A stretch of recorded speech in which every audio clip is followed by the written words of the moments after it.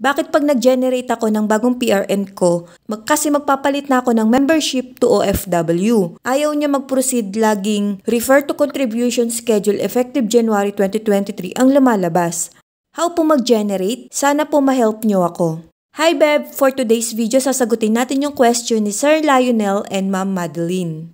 Beb Madeline, para makapag-generate ka ng PRN, proceed po kayo sa my.sss account nyo gaya nito. Go to Payment Reference Number or PRN. Choose Contribution.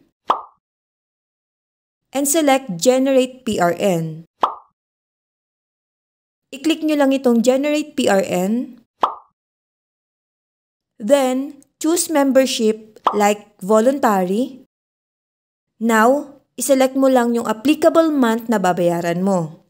Ang pwede mo lang ma-generate ay ang previous month at ang applicable calendar quarter. Like for example in this video, today is month of August. Pwede pa rin natin ma-generate ang July 2023. Next, select the contribution amount. Minimum 560 ang contribution up to 4,200 for voluntary member. So dito mo makikita kung magkano ang total amount na babayaran mo. Then, click Submit Request. There you go! Ito ang generated statement of account at ito rin ang PRN. So ganun lang po ang gagawin mo, Ma'am Madeline. Para naman sa concern ni Sir Lionel, kaya po laging refer to contribution schedule effective January 2023 ang lumalabas kapag nag-generate ka dahil minimum 1,120 po ang contribution for OFW.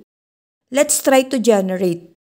Ganito din ba ang ginagawa mo? Select OFW, then select the applicable month, and let's say 560 lang ang gusto mong bayaran, then submit request.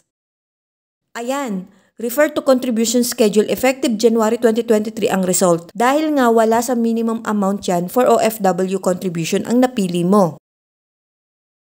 What if mag-generate ka ng base sa monthly salary credit mo? Let's say 8,000 ang income mo.